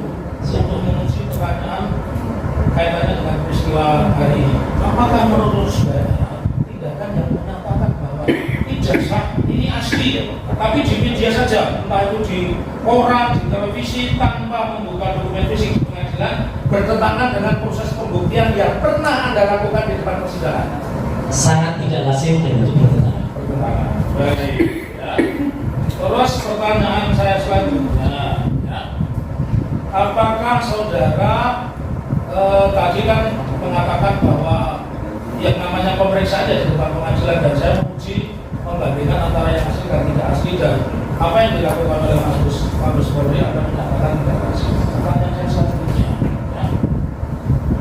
Kalau ada sebuah peristiwa ijazah, ya, menurut ahli, saudara pernah meneliti ijazah belum? Kasus ijazah palsu begitu? Orang memiliki ijazah palsu saja jarang yang ada. Ya. Kemudian saya lebih banyak menguji memang ini adalah kasus ijazah yang saya teliti untuk pertama kali. Ya, baik. Kaitannya dengan set membandingkan, Anda kan meneliti foto dan sebagainya. Apa metodenya? Ya, sebelum nanti jadi salah hati kan. Tapi metode yang digunakan sama, karena sama-sama barang digital, sama-sama gambar, sama-sama picture, software-nya juga sama. Nah, pertanyaan saya mau mengarah ke situ. Ya. Kalau tadi saudara mengatakan bahwa foto upload diuji berbasis, Ya. apakah untuk menguji ijazah itu juga ijazah yang asli dan ijazah yang palsu dan sebagainya, ijazah seri 1, 2, 3, 4 juga harus dihadirkan di depan sidang? Itu pertanyaan saya. Harus dihadirkan. Harus dihadirkan di depan sidang. Jika demikian, selama saudara mengikuti, saudara kan diundang di televisi itu sudah puluhan ratusan kali, dan saudara dihadirkan di Mabes Polri entah dalam kapasitas diperiksa atau tidak ya, dengan kalian saudara, apakah pernah saudara mendapatkan informasi tentang ijazah asli Pak Presiden ke-7? Tidak, satu yang kami pernah diperlihatkan dan itu disebut-sebut kami quote and quote mau ditunjukkan, dipaksakan kalau itu ijazah hanya pada tanggal 15 Desember 2025 yang lalu pada gelar perkara khusus di Polda Metro Jaya. Dan selain itu tidak pernah ada sosok ijazah yang diketahui. Karena saudara ya, menurut pendapat saudara, apakah ijazah Presiden ke-7 Joko Widodo itu harus diuji langsung di depan pengadilan, bukan hanya narasi? Harus diuji di depan pengadilan dengan ahli yang independen. Ya, jadi makanya dalam kasus yang lain silakan dijadikan ahli yang independen, tapi ahli yang benar-benar tidak membawa pengaruh dari institusi manapun yang terlibat langsung atau pihak yang ada di dalam kasus. Pertanyaan saya yang terakhir dari kami, apakah selama ini di forum apapun ya, sengketa tentang satu kelompok yang mengatakan ijazah itu asli, satu kelompok yang mengatakan itu ijazah asli, pernah diuji di persidangan dan diselesaikan oleh negara? Sepanjang saya tahu memang kasus-kasus itu pernah melibatkan sahabat saya Surat Maruf, Omar itu diselesaikan dan memang terbukti kalau di sidang demikian juga yang barusan terjadi pada beberapa bupati itu juga diuji di sidang, dan artinya kalau terbukti jasanya yang dihadirkan itu palsu ya harus dihadirkan. Ya. Apakah selama ini sengketa ijazah Presiden ke-7 Pak Joko Widodo pernah dibuktikan di depan persidangan? Itu saja. Saya belum pernah mendengar. Terima kasih. Cukup.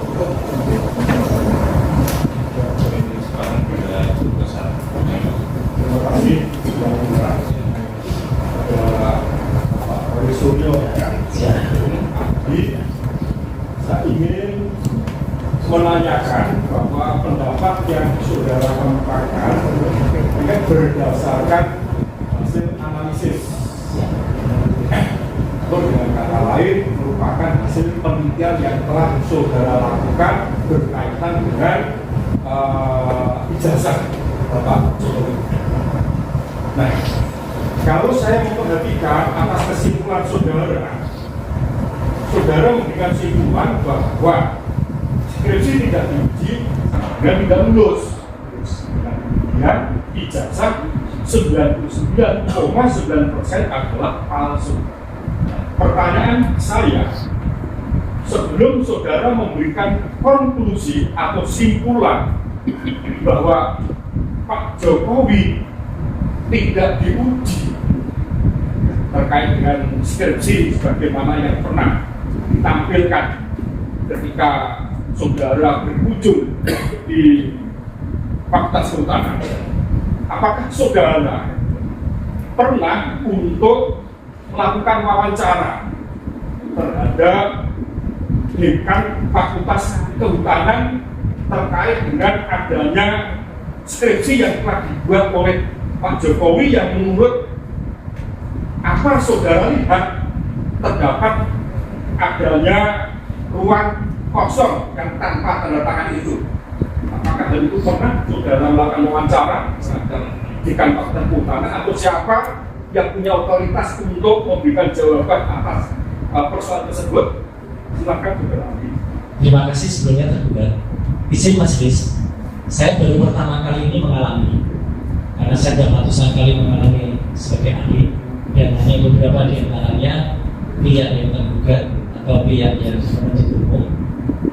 Kalau sependek pengetahuan saya, kalau yang bersangkutan menyatakan keberatan atas kehadiran saya, dan kemudian memberikan contoh kepada majelis.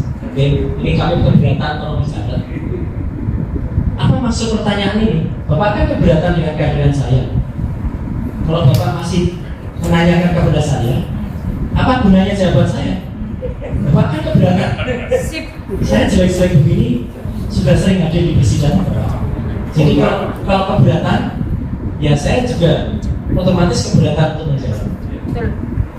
Gimana sih? Baik, yang mulia, boleh, karena ahli tidak bersedia untuk menjawab atas pertanyaan yang kami sampaikan, maka kami pun tidak akan menyampaikan pertanyaan atau minta pendapat, melainkan kami tetap menolak atas kehadiran ahli dan menyatakan menolak atas segala keterangan yang disampaikan di persidangan. Terima kasih sudah disampaikan baik.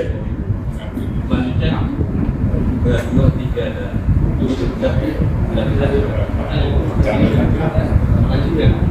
Tadi nggak keberatan ya? saya tidak Siap. Saya jawab. Terima kasih. Oke, saya mau tadi terkait dengan saudara ahli kan tadi menyatakan Izin majelis, saya tetap ada majelis ya. terkait dengan tadi yang disampaikan oleh ahli adalah ahli telematika. Tadi disampaikan sebagai telekomunikasi media kan bisa memeriksa terkait dengan analog. Nah, dari permasalahan yang sudah miliki apakah selain spesimen berupa dokumen digital yang sudah teroleh dari website teks dari yang tadi, adakah dokumen analog yang saudara jadikan dasar dalam penelitian saudara publikkan? Baik, jadi ada dua aspek ya. Yang pertama adalah ijazah, yang kedua adalah skripsi. Sebagaimana saya jelaskan, skripsi saya pegang primary evidence, bukti primer langsung dari Prof. Peneliti Dasworo waktu itu dan juga dari Dr. Adi Sucipto di ruang 109 tanggal 15. Untuk ijazah, memang hanya berdasarkan pada upload ijazah dan ini ditegaskan langsung oleh kuasa hukum Bapak Jokowi, yaitu Pak Rifai. Mohon izin saya dan tadi malam saya tegaskan lagi di acara. Saudara Rifai pun menyampaikan bahwa ijazah Dian Sandi adalah ijazah yang sama dengan ijazah yang dimiliki oleh saudara Jokowi. Dan Dian Sandi pun juga sudah sehari setelah posting itu dia minta izin kepada Jokowi dan pada pembukaan jelas betul media mainstream yang saya kutip media biasa. Jokowi juga mengatakan ya ijazah saya. Jadi artinya dengan pengakuan itu dan berkali-kali saya buktikan ketika kasus foto mantan Presiden Abdurrahman Wahid waktu itu yang saya periksa adalah juga klise analog, tapi akhirnya setelah itu saya proses namanya AND converter, analog to digital converter. Akhirnya analisis saya lakukan secara digital. Jadi sekarang sebagaimana kesaksian juga Profesor Thomas Saxono, yang namanya alat bukti cukup dibaca digitalnya sehingga kita bisa melakukan proses pemeriksaan.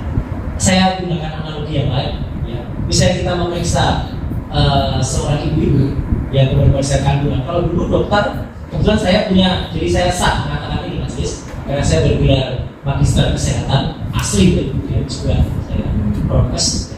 Itu dokter bisa memeriksa untuk seorang yang hamil. Kalau dulu dengan stetoskop dia hanya menggunakan KLK, sekarang dengan yang namanya USG, ultrasonografi.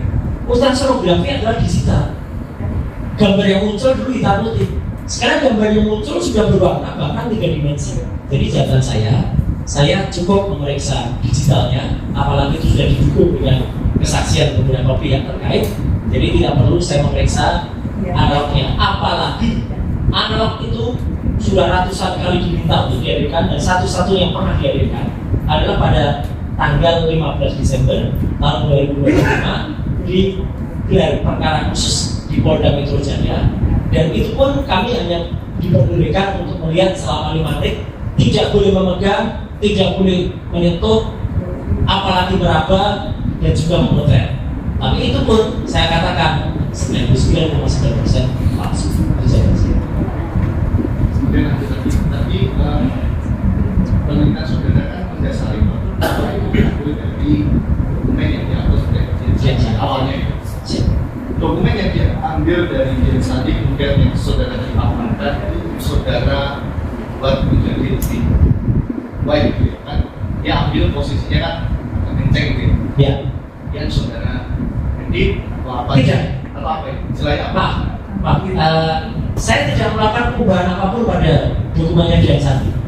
Justru orang yang melakukan perubahan ini, mengedit, itu adalah orang yang namanya Andi Aswan. Jadi saya tidak pernah melakukan perubahan apapun. Jens Sandi as is seperti ini, ya saya lakukan seperti ini. Yang tadi saya lakukan, saya pertunjukkan dalam presentasi adalah proses melakukan analisis. Gambar ini kemudian di histogram, gambar ini kemudian di luminous gradients, gambar ini kemudian dilakukan proses identifikasi. Artinya tidak perlu ada perubahan di sini. As if yang ada itu adalah milik Jens Sandi. Ada di situ. Yang situ sudah berubah. Nah itu miliknya Andi Aswan. Ya, keterangannya kan jelas itu. Andi Aswan mengubah dokumen, meluluskan dari Jens Sandi yang miring, kemudian menjadi paten peletot. Itu Andi Aswan. Andi Aswan yang merubah itu, dan dia konon dibantu oleh orang namanya Joshua Sinambela. Oke, kemudian siap. Untuk yang dokumen yang saudara ambil dari X tadi yang punya Jens Sandi, Ya. ketika saudara ambil, saudara analisa, kemudian muncul hasilnya itu ada distorsi nggak? Maksudnya dari metadata-nya perubahan atau Iya. Inilah muncul dengan ELA, dari error level analysis. Tampak betul bahwa foto pada bagian foto, pada analisis ELA di sini. Pada bagian foto itu rusak, pada bagian logo juga rusak. Artinya ini bukan dari gambar yang asli. Kalau dari gambar yang asli, pada bagian foto masih akan tampak tepinya, masih akan tampak bentuknya, masih akan tampak logonya. Ini sama sekali kan? Oke, tadi kan saudara menjelaskan bahwa berbahasa tadi disebut scan, Ya. menyebut foto. Nah, kalau yang diunggah oleh Jens Sandi itu adalah foto atau scan? Foto. Jens Sandi memotret dengan miring, dengan tidak proper sebuah kertas. Saya juga tidak bisa pastikan ini ijazah asli atau hanya print out. Tapi kata-kata dia mengatakan asli itu yang saya pegang. Oke, saya Jadi dia memotret. Oke, saya fokus ke Oke. masalah scan dan foto. Ya. Ketika tadi yang saudara permasalahkan terkait dokumen terkait dengan e-post, Ya. ketika pengambilan dokumen analog yang menggunakan kamera atau dengan scan itu ada bedanya? Tergantung kualitas kamera yang digunakan. Makanya kalau kemudian diambil yang scan, ketika saya men-scan ijazah asli milik almarhum Bapak Budi Karto, jelas betul ada emboss dan ada watermark. Saya memotret tapi pakai kamera profesional.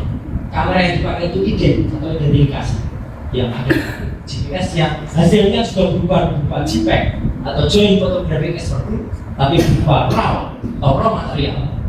Itu adalah nampak skripsi dari yang disebut Joko Widodo. Kualitas kertasnya saja nampak, bahkan bentuk gripis ya, gripis itu kayak tidak rapinya itu nampak. Maka kalau ini diibaratkan misalnya Jens Sandi ini mengambil dengan menggunakan kamera, kalaupun sebaik apapun kameranya, itu pasti akan masih nampak yang namanya watermarknya. Mungkin emboss bisa tidak nampak, tapi watermark harusnya nampak. Karena pada ijazah fotokopi saja yang saya miliki, ini pun masih nampak watermarknya. Masih ada watermarknya. Ini fotokopi. Itu pakai apa? Fotokopi? Fotokopi. Ijazah saya difotokopi kemudian dilegalisir. Masih nampak. Kalau foto ketika diambil itu, Ya. ketika pengambilannya mungkin di area yang gelap atau yang terang itu berpengaruh terhadap hasil dari foto itu. memang berpengaruh, tetapi artinya begini, berarti yang bersangkutan itu sudah membuat reduksi terhadap hasil gambarnya, tapi dia berani mengatakan asli. Artinya apa? Saya hanya membuktikan saja.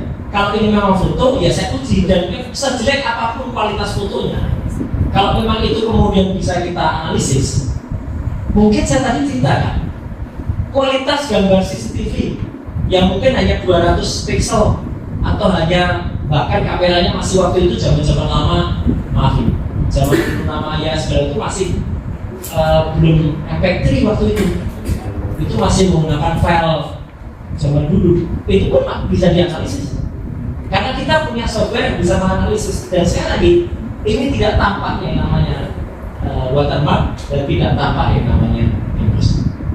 Berarti bisa disimpulkan kalau pengambilan itu menggunakan kamera dan scan itu akan hasilnya bisa berbeda. tergantung cahayanya sudah berbeda, kita akan Pencahaya yang sudah berbeda. Belum. bercantumnya terkait dengan face comparison. Ya. Itu aplikasi. Itu aplikasi. Aplikasi itu nama sebuah program aplikasi. Misalnya adalah foto enhancer. Foto enhancer itu ada aplikasinya, ada namanya Albus Photoshop, Adobe Photoshop, Albus Photo Styler, kemudian Fatal Filmmaker dan lain sebagainya. Tingkat akurasinya sangat tinggi karena itu software yang register dan juga yang saya pakai adalah tentu yang sudah certified dan tidak hanya kita ambil di website. Kalau di website sebenarnya bisa saja, tapi kita bisa pakai yang ratingnya paling tinggi. Dan tingkat akurasi ini terbukti dari sudah ratusan kali itu kami gunakan dalam pemeriksaan foto-foto selama ini. Ya, selama ini Ya. terkait dengan penggunaan aplikasi face recognition Ya. yang pernah saudara gunakan itu wajar seseorang itu ada rentang waktunya. Misal saya sekarang saya berumur, Ya. saya membandingkan dengan usia saya waktu usia 5 tahun, apakah itu akan bisa terdistrakt atau apa akan sama mainstream? Terima kasih. Ini pertanyaan yang menarik. Justru itulah guna dari face recognizer atau juga kemudian face comparison. Dia bisa menguji, bahkan mengkreasikan. Izin, saya juga ingin menyampaikan apa yang barusan dilakukan National Geographic. Ketika kemudian melakukan scanning terhadap Tutankhamun. Tutankhamun adalah sebuah mumi yang selama lebih dari puluhan tahun bahkan mungkin ratusan tahun itu hanya disimpan dan menunggu teknologi yang ada pada The Great Museum yang ada di Mesir. Dan ternyata setelah teknologi yang ada, kita sekarang bisa melihat wajah dari Tutankhamun itu kayak apa, wajah dari Ratu Osiris itu kayak apa, wajah dari misalnya adalah dewa yang waktu itu kayak apa.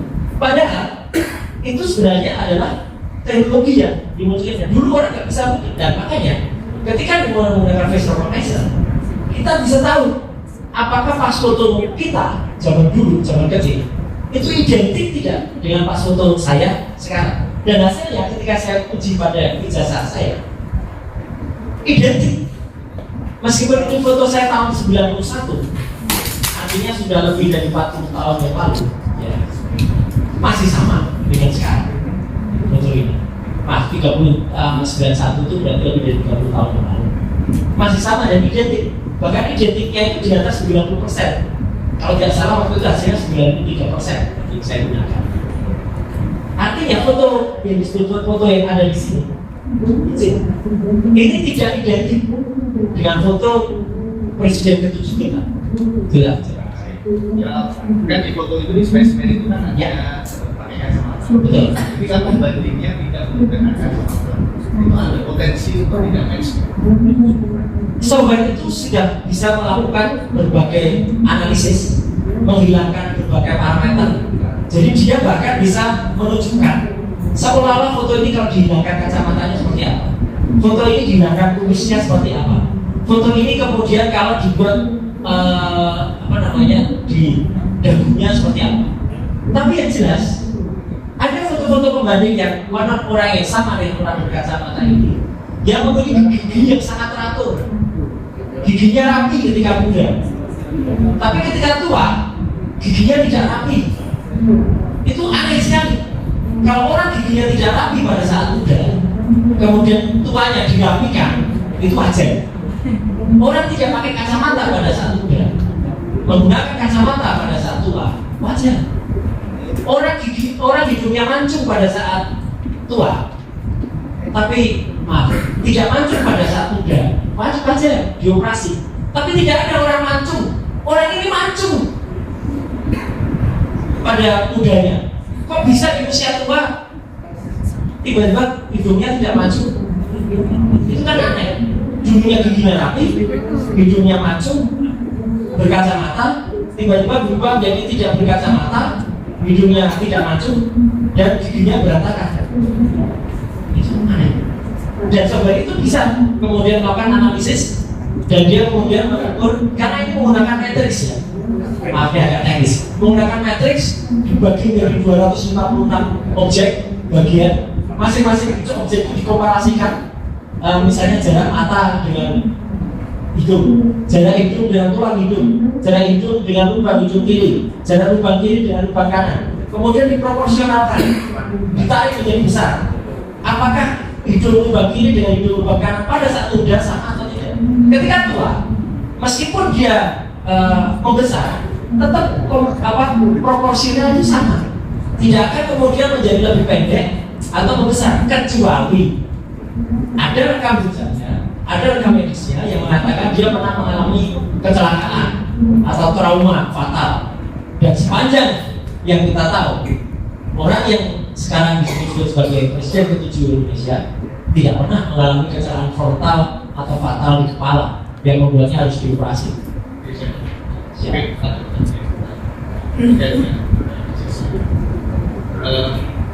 Saudara kan tadi yang di fotografi, berarti ahli tahu di tahun 1985 Betul. ya, untuk mencetak suatu dokumen itu menggunakan apa? Baik. Tahu ahli Ya, mencetak dokumen atau mencetak foto? Dokumen seperti ijazah atau ya. mungkin sertifikat itu menggunakan apa? Ya, mencetak ijazah atau karena ini mata kuliah yang saya ikuti dulu ketika saya kuliah di jurusan komunikasi. Mata kuliahnya namanya grafika dan publisitas. Dulu ada cetak namanya cetak tinggi. Cetak tinggi adalah dengan menyusun huruf-huruf itu pada sebuah mesin cetak dan kemudian dia diputar. Kemudian setelah dilihat yang ternyata baik, kadang-kadang kita susun lagi. Kemudian teknologi berlanjut menjadi itu cetak tinggi ditemukan oleh John von Gutenberg. Yang itu tadi yang di tahun 1985 menggunakan itu. Saya sampaikan dulu terus ya. Ada beberapa percetakan modern. Kebetulan saya hidup di Jogja dan pernah kerja di percetakan. Saya pernah kerja di Asko Offset. Sahabat saya pernah memiliki Liberty. Ya. Kemudian saya juga tahu percetakan yang dekat dengan UGM itu namanya Perdana. Ya, bukan percetakan yang dulu disebut Sanur, bukan kemudian Prima. UGM sendiri salah. Ketika menyebut pertama kali itu di Prima dan di Perdana. Prima dan Sanur. Prima baru ada tahun 86. Ya, setelah itu dipercetakan Perdana. Percetakan Perdana memiliki mesin cetak tinggi tadi, dan dia mungkin mengerjakan settingnya. Dulu yang punya mesin setting di Jogja itu sedikit sekali. Mungkin percetakan Kedaulatan Rakyat KR, dan mungkin adalah percetakan Liberty yang ada di Jerun Betek, ya, dan mungkin percetakan Asko atau Hanindita itu yang ada di daerah Kota Baru, ya. Asko ada di Pasar Rebo, dan itu mahal sekali. Seorang mahasiswa mohon izin majelis tidak kuat untuk kita men-settingkan itu di percetakan mahal itu.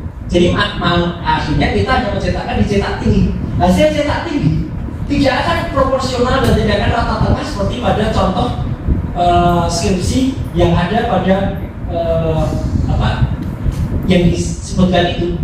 Karena waktu itu hanya percetakan, tapi Universitas Gadjah Mada, yaitu Gama University Press, ya, UGM memiliki mesin cetak namanya Gama University Press. Ya, itu memang memiliki mesin cetak sendiri, tapi hasilnya pun kalau kemudian dihasilkan untuk ijazah, oke.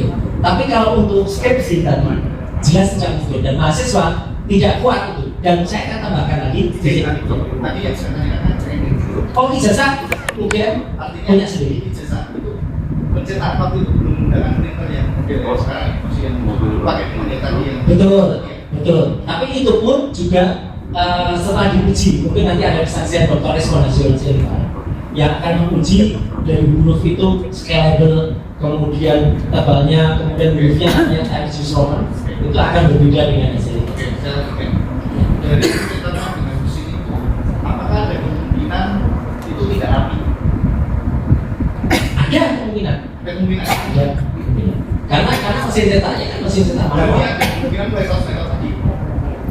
Semetode-metodenya, kalau kemudian itu dicetak pada hari yang sama, jadi satu ijazah itu kan mungkin untuk fakultas kehutanan misalnya, paling dicetak 100 lembar. Karena pada satu wisuda biasanya hanya sekitar 60 sampai dengan 80 wisudawan. Tidak mungkin kemudian pada satu putaran, biasanya itu rotation per minute satuannya. Itu biasanya dia bisa menghasilkan 20 rotation per minute, ya, jadi artinya dalam satu detik itu dia 3 kali putaran. Itu keluarnya pasti sama persis. Kalau meleset gitu. Tidak mungkin. Saya bisa pastikan itu tidak mungkin. Kecuali muncul batch pertama, kemudian setelah itu, wah ini ada error. Oke, dicetak lagi, tapi dicetak lagi pun itu harus menggeser platnya, istilahnya. Jadi platnya, padahal penggeseran plat itu majelis itu pakai kunci L, kunci letter L, menggeser plat itu tidak mungkin dilakukan kalau tidak ada kesalahan.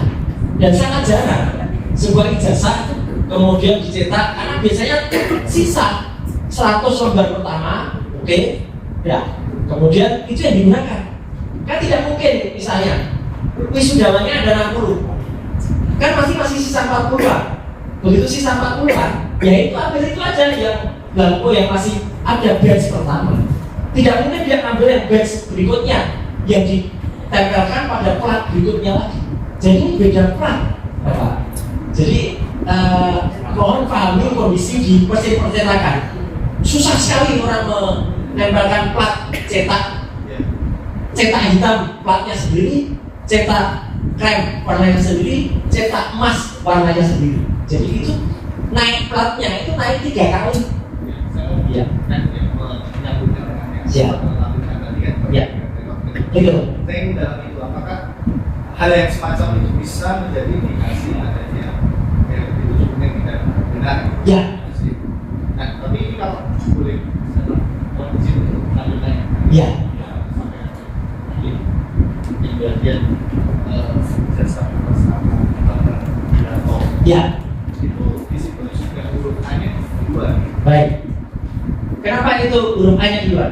Ya kan tadi kan katanya kalau yang Ya. dua. Betul. Kalau lain berapa? Iya. Wisuda Bambang Budiarto adalah di bulan Mei tahun 1980. Batch yang berbeda dengan Joko Widodo. Sri Murti Ningsih, Pronojiwo, Almarhum Hari Mulyono, batch yang sama dengan Joko Widodo yaitu November. Jadi yang diuji adalah perbandingan ijazah yang pada wisuda yang sama di bulan November. Itu harus identik. Bambang Budiarto kalau mau dibandingkan dengan yang lulusan atau wisuda pada hal yang sama pada bulan Bambang Budiarto itu pasti sama. Bambang Budiarto tidak bisa dibedakan persisnya metodenya, A-nya yang keluar, A yang mencontohnya dengan Joko Widodo. Tetapi almarhum Bambang Budiarto itu wisudanya jauh lebih awal. Sudah ada emboss, sudah ada watermark. Logikanya tidak mungkin yang bulan Mei sudah ada watermarknya, di bulan November tidak ada watermarknya, tidak ada embossnya. Itu kuncinya. Ya, Ya, betul. Lintasan stempel. nah, lintasan stempel itu apakah harus wajah orang atau apa istilahnya tugasnya orang yang ada di kursi? Justru jangan mengenai wajah orang. Ya, tapi harus mengenai pas fotonya iya. Tapi kan jelas kalau itu dijaz nanti ahli yang lain, Dr. Ismo Nasional akan menjelaskan dengan struktur warna. Warna itu strukturnya 0 sampai 255. Jadi ada 256 warna. Ketika semerah-merahnya orang, kalaupun itu tertutup warna hitam, pasti yang namanya red-nya, R-nya, itu pasti ada. Kanal red itu pasti ada. Entah itu 1, entah itu 2. Ini 0 kanal red. Jadi tidak pernah ada warna merah. Dan itu ada kanal hitam semua pada jas itu. Nah, kalau tadi yang masalah foto itu diambil dengan tadi ya, dengan kamera yang itu tidak presisi atau ada gangguan kemudian dilakukan itu tetap Pak. Jadi artinya gini Pak, foto dari kamera CCTV misalnya yang diabadikan pada supermarket banyak sekali saya periksa, itu kameranya sangat resolusinya sangat rendah. Itu pun kita bisa pastikan ada warna apa, ada bahkan waktu itu pernah pada satu peristiwa di Cikarang, proses pembunuhan yang terjadi dan penganiayaan di salah satu langgar atau musalah terjadi. Saya juga menjadi ahlinya. Waktu itu kita bisa pastikan foto orang yang dituduh, santri yang dituduh bukan dia, karena dari plat nomor motor santrinya, dan itu ada stiker pada motor itu, waktu itu nampak betul ada warnanya. Jadi jelas betul tadinya pada awal itu nggak bisa kelihatan, tapi dengan software kita munculkan semua warna dengan disparasi cyan, magenta, yellow, black, CMYK itu akan muncul. Nah ini foto yang ada pada ijazah versi Dian Sandi ini sudah kita buka struktur warna di sini. Tidak ada sama sekali warna merahnya. Artinya tidak ada lintasan warna merah pada jasnya. Clear betul. Itu ada dalam buku Jokowi Sweat Paper. Maaf, agak terlalu panjang dan terlalu detail untuk saya terangkan di sini. Tetapi artinya jelas betul kami bertanggungjawabkan secara ilmiah bahwa lintasan stempel tidak pernah ada di foto ini, dan pas fotonya tertempel di atas cat.